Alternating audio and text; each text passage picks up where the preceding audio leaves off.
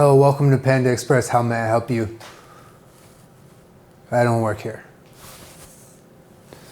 Would you like this orange? Never mind, I want it. It's mine. Welcome back to my channel. Today we're gonna be making fast food, basically. We're just gonna make fast food. This is a Panda Express copycat recipe we're going for, okay? And it all centers around this wonderful fruit, the orange. It's probably one of the more popular, like Americanized Chinese takeout dishes ever. And that is orange chicken. This is a dish that growing up I ate. Anyone I ever talked to who enjoyed Chinese food never had a problem eating orange chicken. It's very common, people love it. And then Panda Express comes along and they're like, hey, look how good we make it. We put all the good stuff in it. You know, basically just MSG and sugar, tons of it, and oil. Yeah, I mean, I think orange chicken from Panda Express is probably one of the more popular Chinese dishes in this entire country. And you know what, with good reason, it's really freaking good.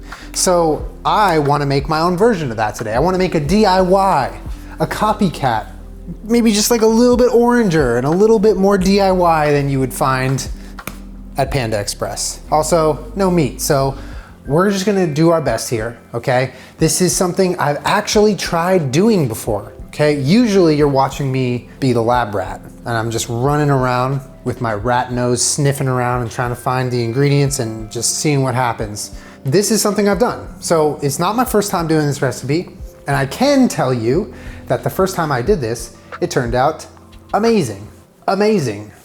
And when I set out to recreate the Panda Express orange chicken in my own kitchen, I didn't want to do my own version of it or like an easy orange chicken recipe. No. I wanted this to taste almost exactly like I remember it tasting when I would stand in line at Panda Express and just be like mouth breathing while I looked at all the delicious food and watching all the people in front of me reach over the counter and point to what they wanted, like they can't just communicate.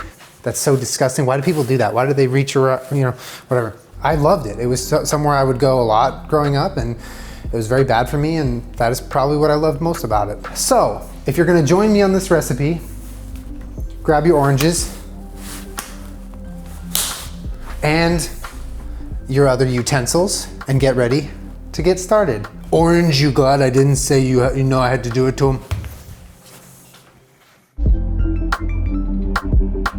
All right, are you ready? I can't tell if you're ready. That face you're making is giving me mixed signals. I don't know. First order of business here is we gotta make our sauce, okay? We're gonna make the sauce, and we're gonna set the sauce aside and prepare our chicken, which in our case will be tofu that I spent time in the last 24 hours pressing all the water out of, chopping up into bite-sized pieces, and freezing as well as defrosting. Now I have the tofu just about defrosted, ready to go, and it's going to be our chicken substitute.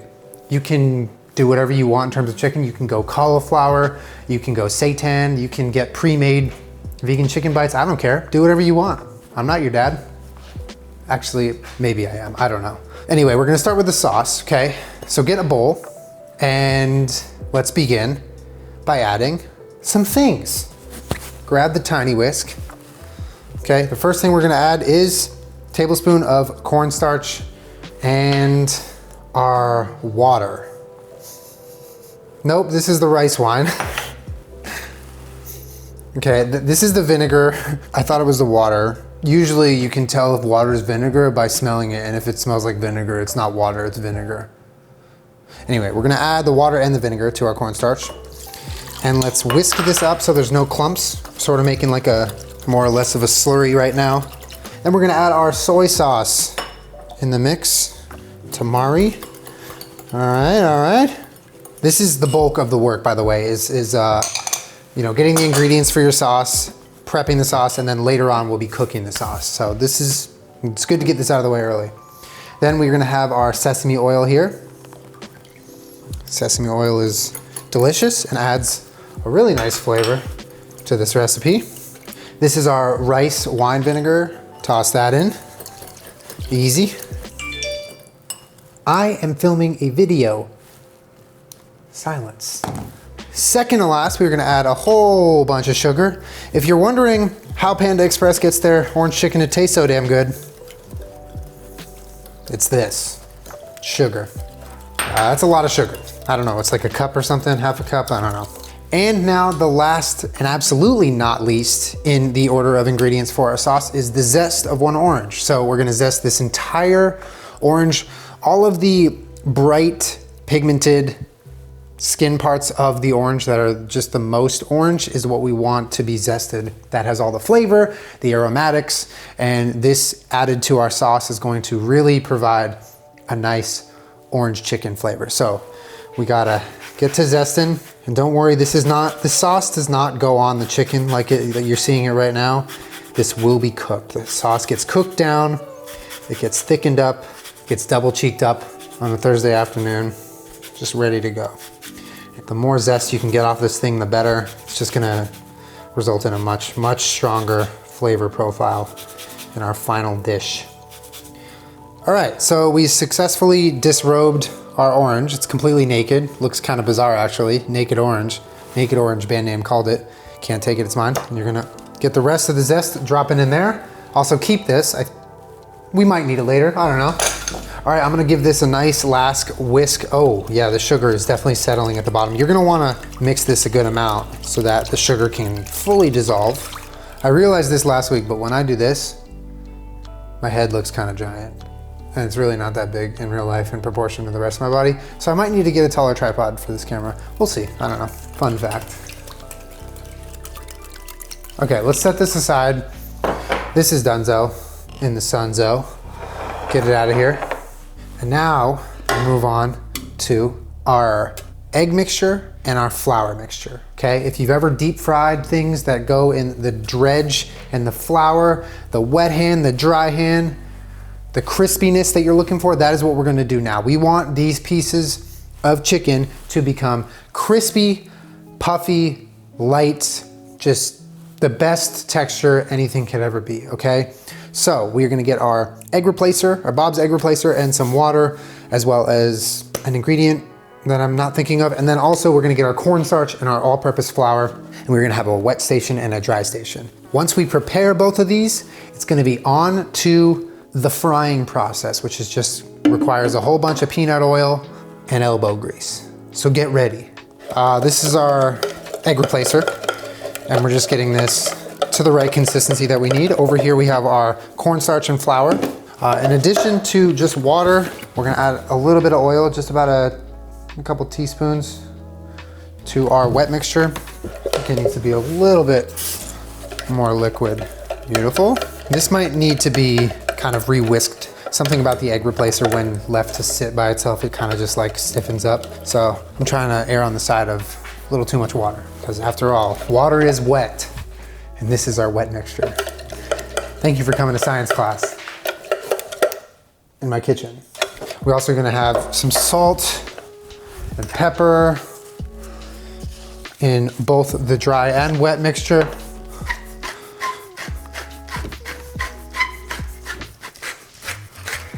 All right, enough, jeez.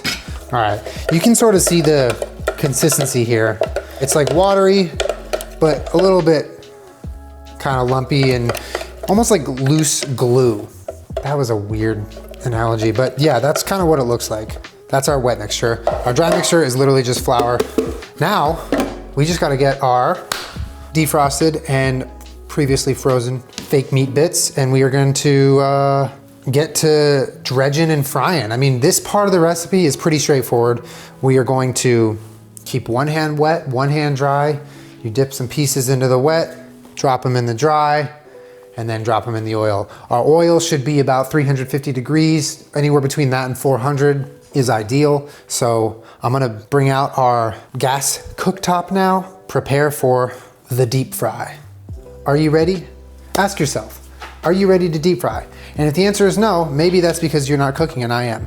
But I would love if you could give me some of your energy, because frying is intense and it is dangerous and it's an art form. So just send me your energy before I do this and we'll all be safe and good, I promise. And at the end of it, maybe we'll have a snack to eat, 50-50. All right, the cooktop is out, heating up. It's about 220 degrees. I'm psyched. We were about to have such a delicious dish on our hands. I have the rice already cooked. You know I had the rice. You know I keep that rice thing on me. Anyway, this is gonna be great. I'm gonna go about half. Our wet mixture is gonna hold about half of the meat. And then little by little, I'll put the pieces in the dry mixture and then we'll go right into the oil. And we only fry them for just a couple minutes on each side. We want them to get nice and crispy, but we don't want to overcook them. And also, if you're wondering, the tofu consistency and temperature right now is like barely firm from being frozen. It's kind of perfect because we don't want it to be soft and like, you know, crumbly, but we also want it to be full frozen. So the consistency is good, looking real nice, ready to go. Yeah, I feel like I remember this recipe requiring the juice of the orange, but I just checked it, I don't see it. So maybe just the zest is enough. The zest and the sugar, that's all you need. All right, we're at 290 degrees. Let's get a slotted spoon. We should also have a place to set our chicken. This is how I'm gonna do it. I'm gonna get a baking sheet and a little wire rack and place it on top. And that's where I'm gonna place the chicken once it's been cooked, and everything's gonna be great. It's gonna be delicious. How hot are we? Man, this cooktop does work. All right, we're 330. It's ready, pretty much ready to go. So wet hand, dry hand. I'm gonna put a couple pieces. 1, 2, 3, 4. Now the question is, do we double dredge? And I think the answer is probably no. Actually, I don't know. Should we? I think it's too much of a hassle. Let's just single dredge. Unless, no, we're good. We'll single dredge.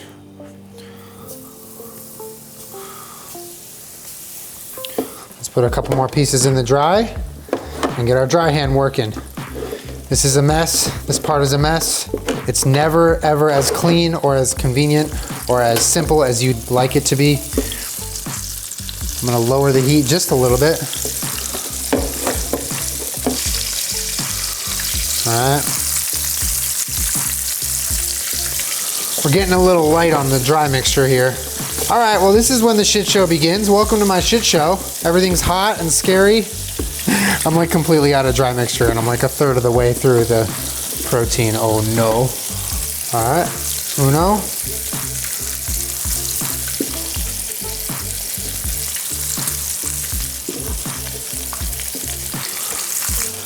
I might actually have too much tofu, to be honest.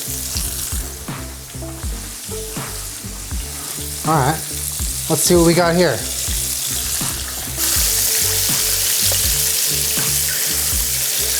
Some of them look to be like real crispy and shaping up pretty good, so not mad. Although we're gonna need some more flour, so I'm gonna go get some. All right, that is the rest of the flour that I have in my entire house. That's fine. Beautiful, nice and crispy. I guess also one of the goals of you know, battering and frying the tofu is to create a food that doesn't look like cubed tofu, right? Like kind of flashback to when I made that tofu video about how it's kind of important when you're cooking tofu to take a couple of steps to make sure it doesn't taste like tofu. Like the idea is to make it taste like other things. And I think that applies to appearance as well. We want this dish to present itself as orange chicken. We want it to like look the part. So I think the dredging and the battering is working. I think I might actually go double battered on some of these other pieces. I'm gonna heat up the oil a little bit. I think the temperature started dropping. Yeah, it dropped to 300. The oil flame is higher now. We're doing it though. We're doing it to them.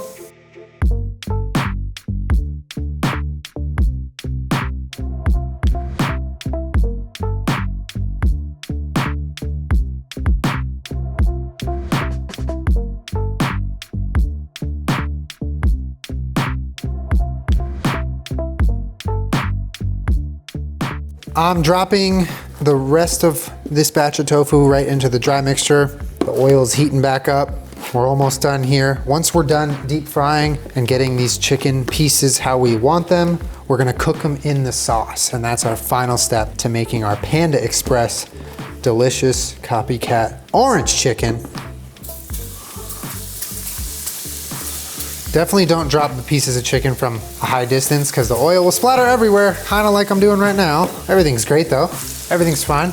All right, we got our last couple pieces here. We're almost done, y'all. We're almost done.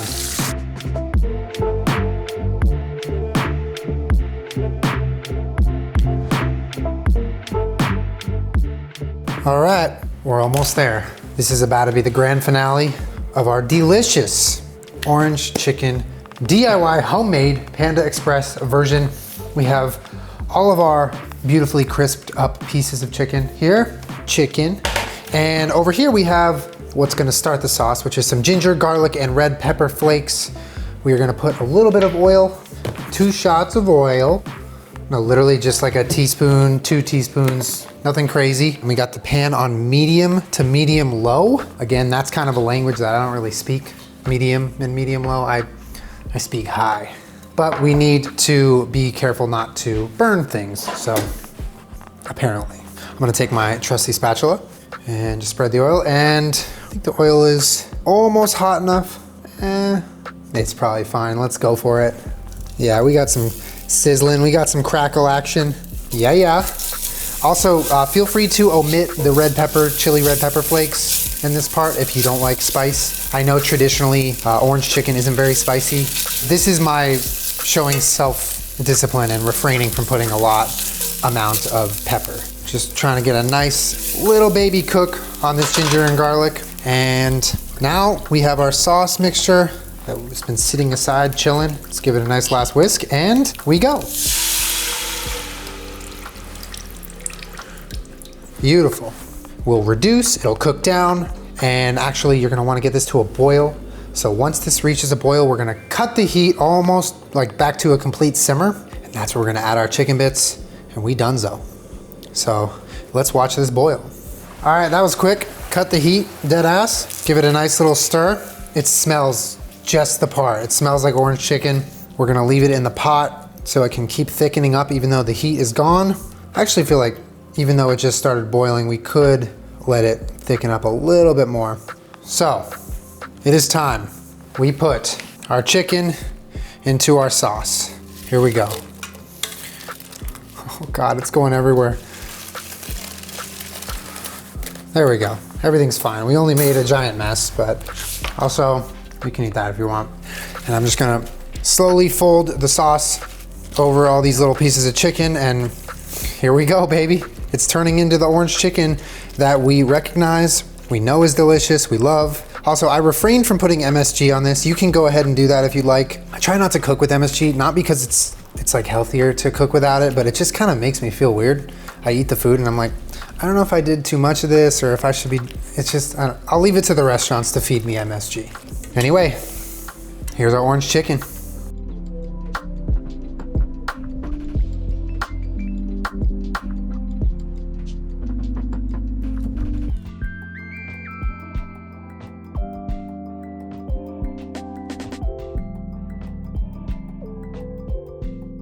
All right, well, here it is. Here's our orange chicken, all cooked from home, just like Panda Express, no waiting in line required. Let's take a bite. All right, see you guys next week. What the hell? That was the first bite. That was the show bite. That was the best looking and tasting bite for sure, and it's on the ground. Let's try it again.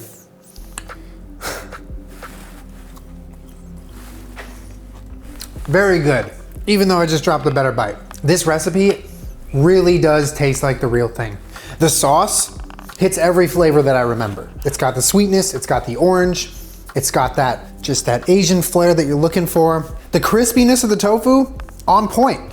You cannot go wrong with a wet and dry mixture, basic dredging and frying. To me, the exterior of the meat that we made is like perfect. It has all the same crispiness and shapes of orange chicken. And last but not least, freezing and defrosting dried tofu is the best way to cook it. It provides this like whole chewy texture. You take a bite. It really does do what a meat substitute's supposed to do. It tastes chewy. It tastes like chicken. Highly recommend that method of cooking your meat replacer, but however you want to do it, do it. I just encourage you to try it because this is good. It is very good. Would you like a bite? Here you go. Have a bite. Don't drop it on the floor. It's no good on the floor. Anyway, this was delicious and I'm really glad I made this. And it's super easy. Just be careful with the frying of it, okay? Be careful with the high heat oil. and don't drop pieces on the floor. But other than that, you'll be fine. Do it to them. Thank you for joining me. I'm gonna go indulge in the rest of this that didn't fall on the floor. So, orange, you glad I didn't drop the whole dish? All right, see you next week.